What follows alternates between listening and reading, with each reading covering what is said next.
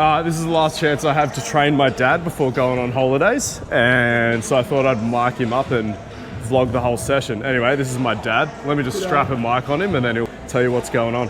Anyway, this is my dad. His name's Russell. He's 72 years old, and he's the reason basically that I'm a personal trainer. Ever since I always saw him working out on the balcony when I was young, I knew I wanted to lift weights.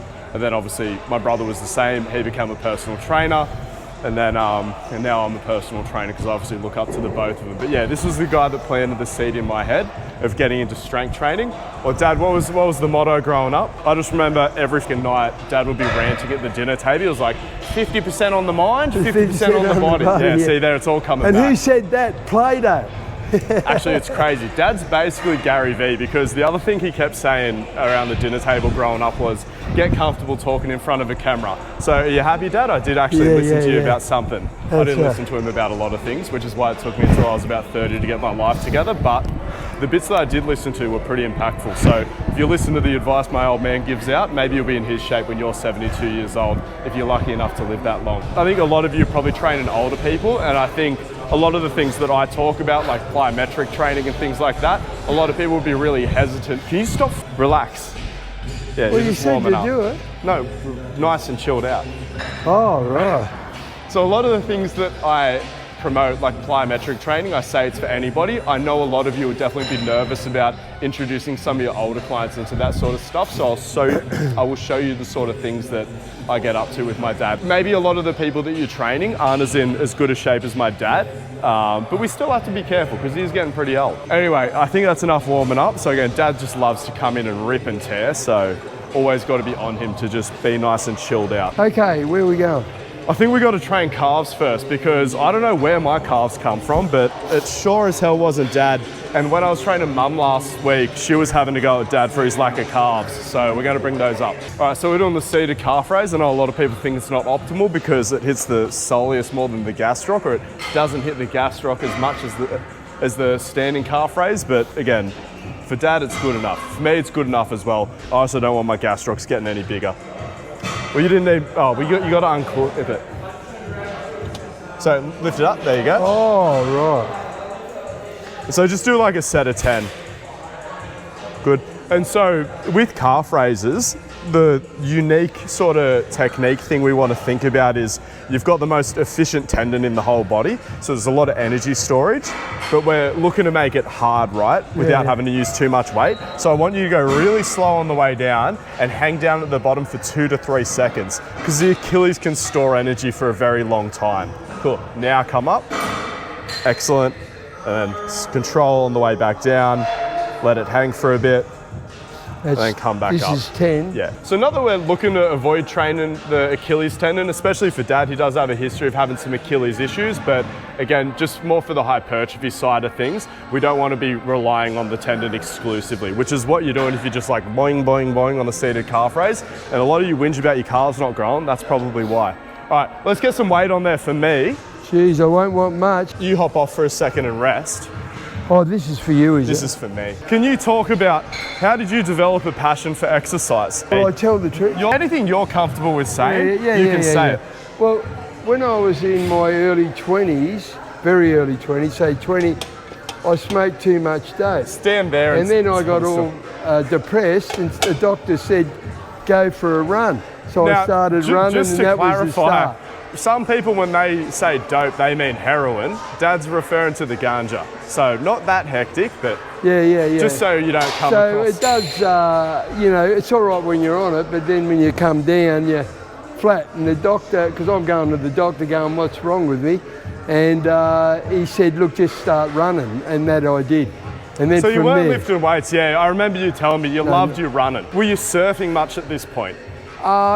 Pretty. But you weren't living near the ocean, so you couldn't surf every day, but you can go for a run every day. Apprenticeship at greenkeeping and at the uni. So no. The other interesting thing about my dad, like obviously his exercise history and relationship with fitness is pretty interesting, but my dad has had every job under the sun. Can you quickly rattle off some of your career history? Greenkeeping's for trade, brickies labouring, laid a few bricks, worked on oil rigs. Working on oil rigs is crazy. Yeah. So everything's been physical. I used a bull worker on the rig. I was using a bull worker. I don't know if you've ever heard of one. So what was the best job you ever had? Sit down and do a set. Oh, well, sales. Yeah, so Dad, I always say, joke, he was a toilet paper salesman. It was a little bit more than that. He sold industrial cleaning supplies. Remember what I said to you last set? Yeah, down there. I would like you to go down a little bit slower. Oh, okay. That's it, nice and slow. Nice. And we're not even going to count reps. We're just going to go until it sort of feels hard. So again, the big thing, especially if you're looking at things in terms of a hypertrophy stimulus, the body doesn't have a rep counter. We just want a certain proximity to failure. So I usually tell Dad, 3 or 4 reps in reserve because I know he's a little bit of an overtrainer. So if anything, he's going to get even closer to failure than that, or than I really want him to. This is getting hard. It's getting hard? One more. Okay, cool. Oh. I probably should have brought this down 1 notch, but we'll do that next set. So you're on? Yeah, I think that was a really good working weight for you, so we'll do 2 more sets there. How my training differs with Dad to how I train myself or someone a little bit more similar to me, I'll do our strength training before the plyometric training and throw the plyos on at the end of the workout, just because I want him to be really, really warmed up before we get into any of that stuff. And again, I don't do an insane amount of volume with my dad, so I don't have to worry about him doing the faster stuff when he's under a lot of fatigue. Like I said, he basically just ends up really warmed up because Dad, like you're really, really fit. You never really feel like you come away from these sessions wrecked. Hey, if anything, you probably feel a little bit invigorated, I feel better, right? Yeah, invigorated, yeah. That's the word, invigorated. So when did you start lifting weights and why did you decide to do that? I started, look, I did do it for a while in my 20s. But then again, you're working physical on the rigs. I used a bull worker on the rigs, but... So was there weights on the oil rigs or? No, you're just 12 hours on, 12 hours off. So once you pulling out a hole for 12 hours, mate, you don't need weights. And Bricky's labouring. So probably when I was about 40, I got into weights. Probably. 40? Yeah. We do weights. Yeah, Chester Hill. At Chester, yeah. So Dad had just, how long would you spar for before hitting the weights? Oh, we do 3-minute rounds. Yeah. And then, a few of them warm up. So and work a 12-hour day, bags. go punch the shit out of each other and then hit some weights. Yeah, well, that's right. There wasn't a lot of structure to it like there is now with... Yeah, but Dad, see, I think the big thing nowadays in online fitness, people have a real all or nothing mentality. They're so worried about doing it perfect that they ruin the enjoyment of training. And that's what I want to show people. It's like part of the reason you're so fit and healthy as a 70-year-old is because you've always just gone out and done what you enjoyed, more so than worrying about whether or not you're doing it perfect. Because I'm telling you, this guy's trained like an idiot his whole life. But the thing that he did right is he was consistent and he enjoyed it. If you have a fault, you've probably just gone too hard at times. But we always played you've taken breaks because life got a little bit crazy, and then you threw yourself back into it a little bit too quickly. Always be. And again, see, playing sport's great. That's the main thing. All right, so lift it up. Then I was swimming as well. No, we'll get into that, don't worry. Lift it up, come on. There you go. Nice and slow. So what was that? You just recalled another job that you had? So what were you saying? You used to hit 20 Ks on the garbage run of a morning? Yeah, picking up garbages, 20K. I should have ran marathons. Yeah, I reckon you would have enjoyed that. I think you would have had the right mindset for ultra marathons are very popular. Was my strength. Your camera instincts are terrible, Dad. You just don't want to close them off. You know what I mean? You want to stay open to the camera. We're taking them on the journey. There we go. I finally get to teach me old man something. Also, something else I'd like to say to trainers, something that used to really frustrate me, I love the idea of being perceived as an expert in exercise, but your family is never going to want to take advice from you about their health, because I feel like health is something that's very personal to all of us. You're saying. Nah, I had to become basically a global leader in my field before my parents would even entertain taking my advice. So if you're early in your training career and your family don't listen to your training advice, don't take it to heart. It's just like, it's the same way that people say that diet is like religion. I would say that training and your own health is sort of the same. Everyone feels like they have a right to their own opinion about how they train. And like, look, that was also me being a young, insecure trainer. You should definitely accept that about not just your family, but I guess like all people, right? Yeah. Unless they're asking you for advice, keep it to yourself. It's having the Make patience. content. It's having the patience. Yeah. Can we talk a little bit, something that I think would be really helpful for people as well is, can you talk about your recent heart dramas? Well, one, tell people what your resting heart rate is, and then talk about what led you to going to the doctors, and then what that was sort of like. Well, my resting heart rate now is 43 to 45. That's when I sleep. The reason, because no family history, through circumstances. No, but weren't you telling me that, like when you were swimming, you noticed that you were a bit more out of breath than normal, and I feel like you were also thinking to yourself, well, I am getting old, sort of. Yeah, right. You were a bit that's unsure. Exactly right, but there was another reason. I had no history because they were alcoholics or war or this or that. So I thought, well, I better go get checked out. Issues. Yeah. So I thought, then I went there and they said, oh, all right, we'll do a calcium test. After telling me I'm one of the fittest 70-year-olds that go into the doctor's surgery. That's the thing. If you're fitter than the average person, or say your parents are fitter than the average person their age, all the doctors have to go off, especially if you're not going to the doctors that regularly and they don't know what you're normally like, they're just going to compare you to the average 70-year-old. Well, they're looking for averages. You're fitter than the average 30-year-old. They average it and then they go, as long as you're in that average, whereas you want to be well below average as far as all your vitals go. So they come back. You want to be living or thriving? I feel like that's the thing, right? They come back with the calcium test very high. Then they let me go another 12 months, and I had to talk them into putting dye. Did it really play out over that long? Yeah, they put dye through me after they said, oh, you look worried. I go, but what about all this calcium? So they put the dye through me, 95% blocked arteries. I was lucky to be standing, they reckon, yet I was functioning. So you would have just dropped dead of a bloody heart attack one day and we all would have been like, he was so fit. It's like your car's getting 5% fuel. Yeah. And it ended up being, obviously it was scary to hear that information. Hop in and we'll do a set. But the actual procedure for something that sounds quite hectic, you're up and at it within a few days. You're awake. You were awake the whole time. Yeah, you walk out of there. Yeah, I thought you went under general anaesthetic. If you collapse in your arteries 100%, they have to open you up then and do a bypass. Oh, so you avoided I avoided that. Big they surgery. just went up the vein and they put the little wet mesh thing and open it up. It's hectic surgery, but it's unbelievable. We got to push, so get your ass into the corner of the seat. There we go. And then we got to bring this down and lock you in. Sweet.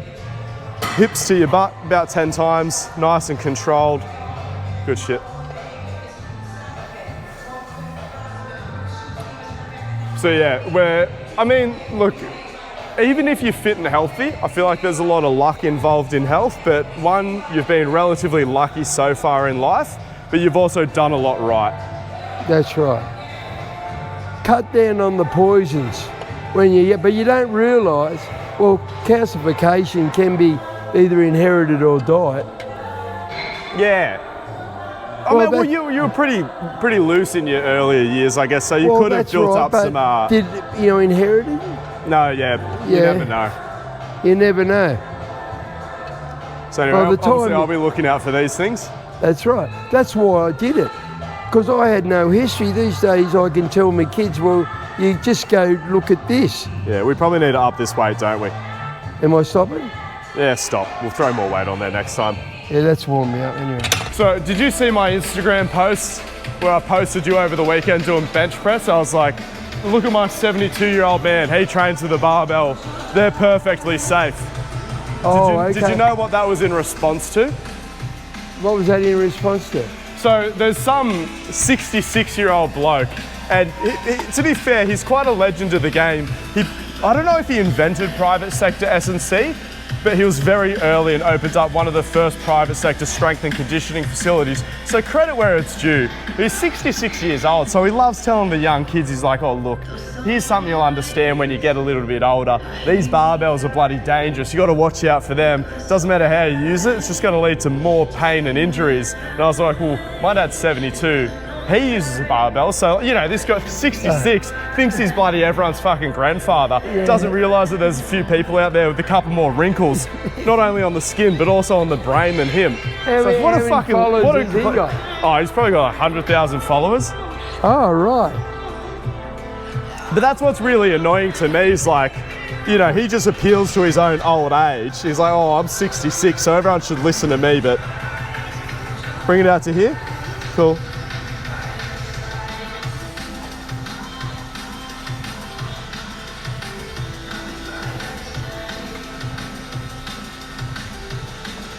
Eight. No, that'll do. I would like you to go slower on the way down. Okay. Yeah. Will do. Okay, and you're going to go a bit slower on the way down. Actually, bring it in. I should probably use clips. Bit irresponsible on my part. I don't want to have an incident bench pressing after talking crap about Mike Boyle. Okay. Ready to rock and roll? Yeah, don't rush. God. Nice, nice and controlled. Beautiful. Good, just do 2 more, because we can go heavier. Up, nice. So again, I use auto-regulation principles, not just with my high-performance athletes, but then also with my old man. How many more of those could you have done? I could have done 5. Is that all? 5 more? Oh, How many could you have done if someone had a gun to your head? I think I did 5. I don't know, probably 12. Oh yeah, okay, thank you. Whenever I ask you how many could you have done, it's got to be like gun to my head, how many could I have done? Yeah. So how come I'm only doing 5 then? That's a good question. Can you stop standing in front of the camera like that?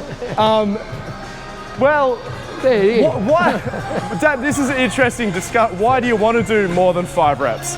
Well, how about I hit you with that I would one? have thought you get stronger. How about that? Yeah, but Dad, like, you can get stronger with all kinds of rep ranges, right? Oh, okay.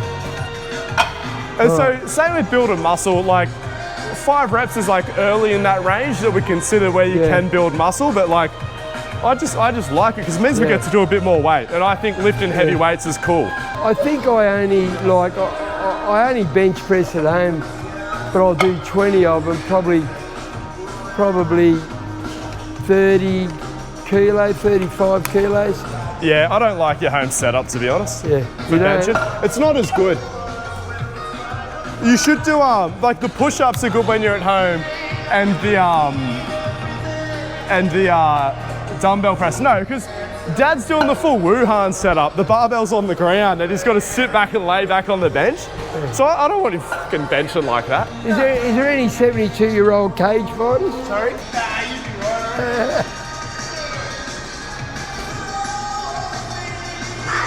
All right, measure your grip out, and you're gonna not rush, right? We're gonna go slow on the way down.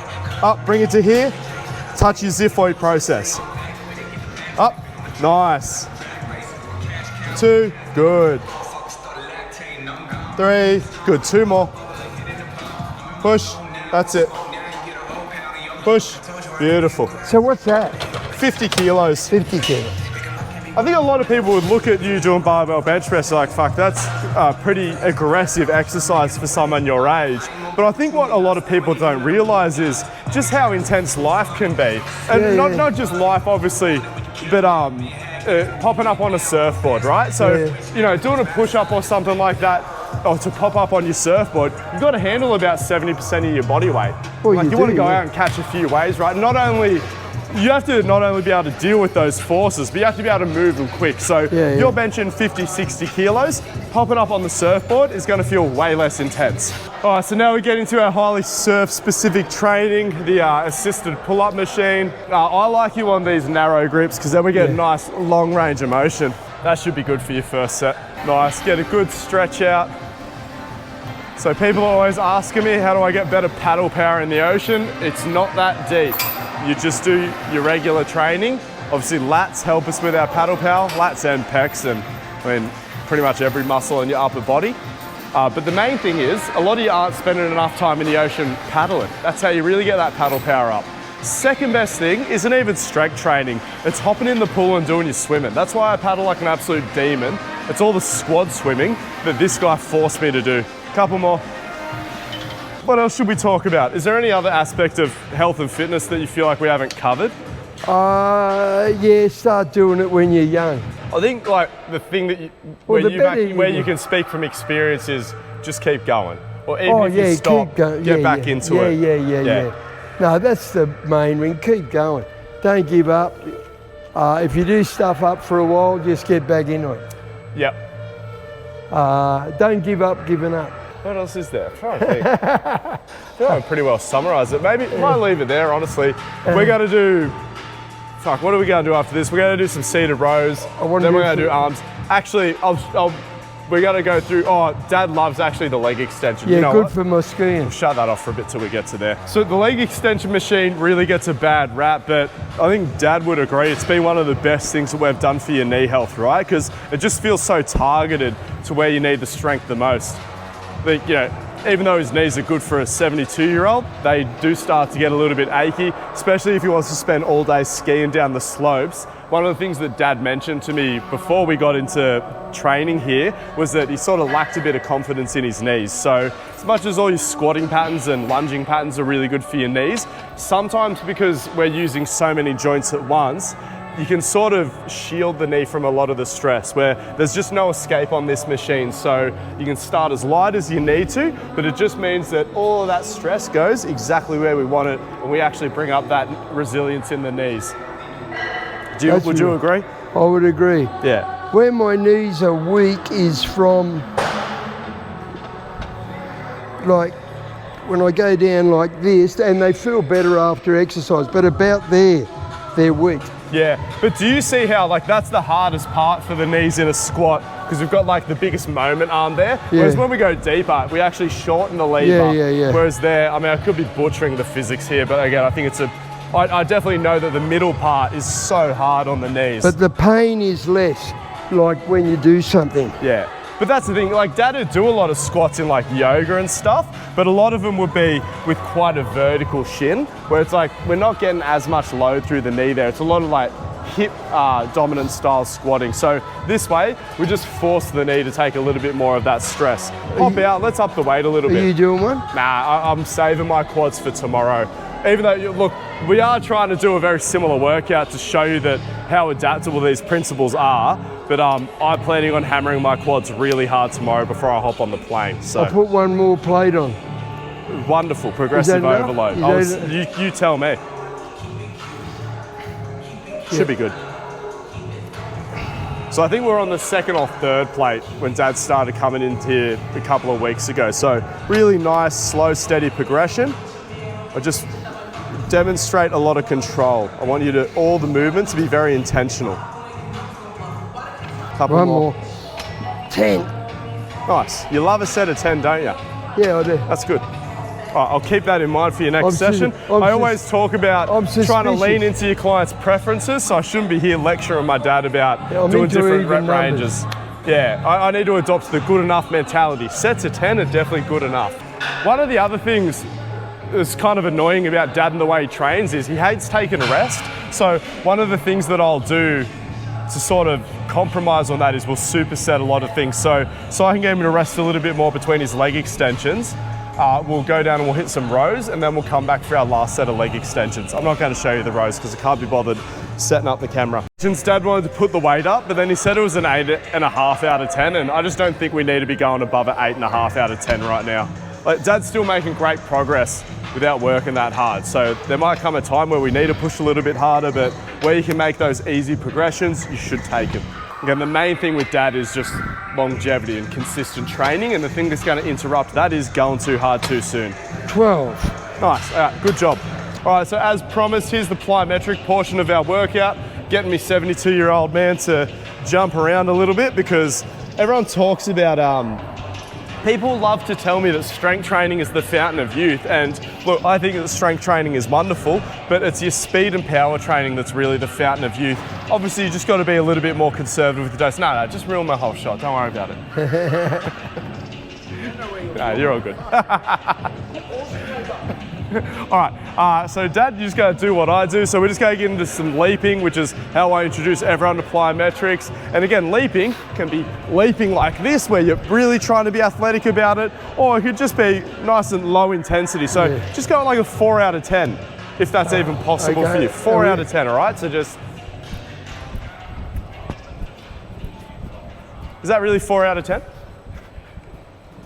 I don't know how you do 4 out of 10. It just doesn't. How far do so I go? Dad, what I would like you to do is, you're very toey. I want you to just be able to pull your toes up in the air a little bit, so you can just hit the ground a little bit with the balls of your feet. Oh, so, can you pull your toes up when you're in the air? Yeah. And still do the arm swing like that. There you go. Let's just do it stationary. So a lot of the time I'll do my plyos moving forwards or backwards. Come forward a little bit so you're more in frame. Pull your toes up in the air. I don't know how you fucking... Yeah, like that. I mean, you don't have much time in the air because we're not going too hard. And again, like, you just got to manage your expectations when you're doing plyometrics with the old people. I mean, one thing I'll say as well, like I said, not everyone who's in this age demographic can handle plyometrics. So we shouldn't have an all or nothing mentality about it. It's just about getting them to move faster than they currently are. So you can even do some like quick bodyweight squats or something like that. You don't have to be leaving the ground to be working on your speed and power, because it's relative to where you're at.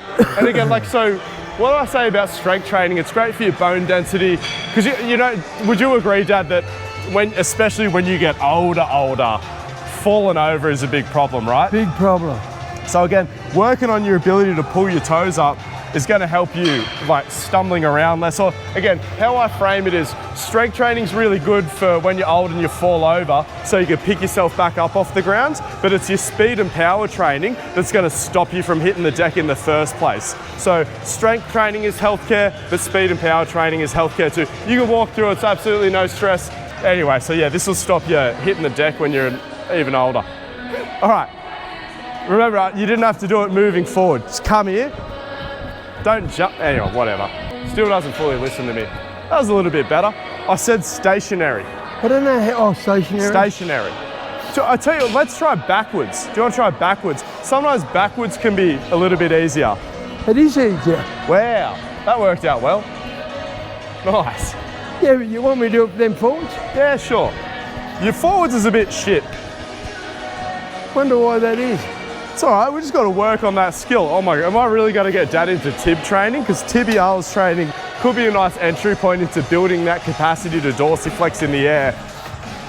But he sort of does it when he leaps backwards, so maybe that'll be good enough. I want you to cut out the leaping forward. Oh, okay. Now we're going to do some A skips. So remember that marching pattern I showed you? Stand there and watch me do it. So we're just marching with a bit of a spring in our step. I really like these marching and skipping variations. Again, just for a little bit of light plyometric activity for the not as advanced people. I mean, A skips still help advanced people, but again, different application. So just that. And again, I want you to pull your toes up in the air. Yeah. Oh, you're doing it ipsilaterally. Did you overthink that one? Yep. Hey, there you go. Hey, nice. Can you do it backwards? I always love to challenge their coordination, because you get. See, you're back to ipsilateral. Do it slow, then fast. Slower. So. Oh, where the yeah, same as going. Yep. Then go the other one. Shut up. There you go. Once you're overthinking these, you're cooked, hey. You kind of got to get a couple of reps real slow and then let it flow. That was good. Now do it forward again. There you go. Don't overthink it as well. So again, that's, you know, just getting some spring in the step. That's all we're looking to do. Let's rest up a little bit and then we'll do a couple more sets of that. Okay. What do you got planned for the rest of the day? I've got to add this. If this is important, I've got to do this at home too. Just like I said, just please don't go too hard. Yeah. But yeah, these skipping things, really good. Yeah. Doing it in the backyard where we've got that grass strip is good as well. This is valuable for everyone. Thinking about the surface that you're doing your plyometric training on. When I don't trust someone to take it easy with plyometrics, I'll always put them on grass. Yes, machine. Look at that. So obviously dealing with a little bit of Alzheimer's at the start, but then we managed to get there in the end. We did. Yeah. You do one more set of that and then we'll leave it there. I think that's been a great session. Now get in this lane. It's a better view for the camera. All right, starting out nice and slow, then build into it. Yep, yep. Good, looking straight ahead. Pulling the toes up. I'm probably overcoaching. A lot of you probably thinking, how plyometric is that? Again, who cares? It's just about meeting them where they're at, moving a little bit faster than you were moving before. Look at this back, look at the coordination. Wow. All right. So anyway, that was a strength and conditioning session with the old man. I don't know, we'll probably do this again. I hope you enjoyed that. Say goodbye to everyone, Dad. Ta-ta.